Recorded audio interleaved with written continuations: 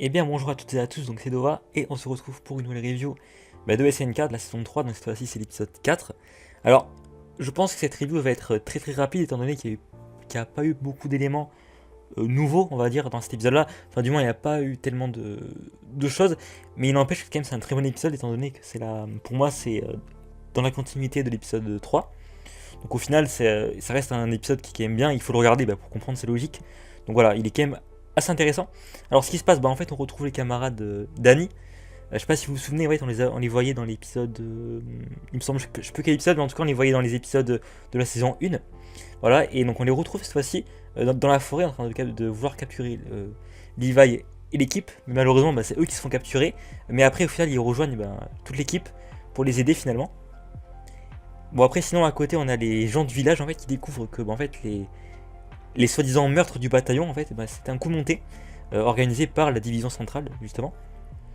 Et justement, Levi, il capture un membre de cette division-là, et il veut qu'il parle, tout simplement, sauf qu'il ne dit rien, sauf un élément qui est pour moi très important, et je pense que pour vous aussi, en fait, c'est le nom de famille de Kenny qui est révélé, donc Kenny Ackerman.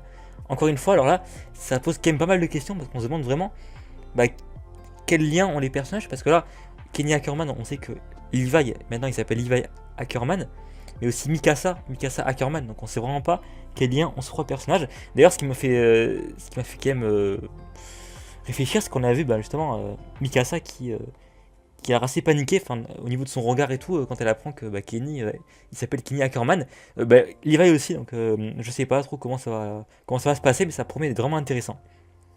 Et sinon, à la fin, on retrouve Erwin, en fait, qui va se faire exécuter par le roi, apparemment, parce qu'en fait, il a, euh, il y a eu une discussion, en fait, où on découvre que finalement, si Erwin il meurt maintenant, le secret du mur sera préservé d'après les puissants, les proches du roi.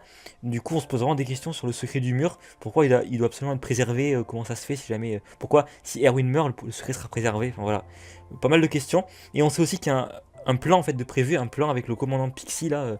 Erwin et Pixie ont un plan prévu, donc je sais pas trop comment ça va se passer. Donc voilà, alors après, mes ressentis, je n'ai pas tellement, c'est un épisode de transition pour la suite. Moi, je pense qu'on aura vraiment de l'action la semaine prochaine, enfin, du moins, quand ça va éclater, ça va vraiment éclater. Mais je pense que ça va être du très bon pour la semaine prochaine. Déjà là, c'est pas mal, les secrets s'accumulent, et je pense que quand ça va éclater, on aura vraiment du très bon. Donc voilà, donc c'est tout pour cette petite review très courte, mais bon, je pense que c'est tout ce qu'il y avait à dire, et puis voilà, je pense que même pour vous, ça suffit. Voilà, allez, à plus tout le monde.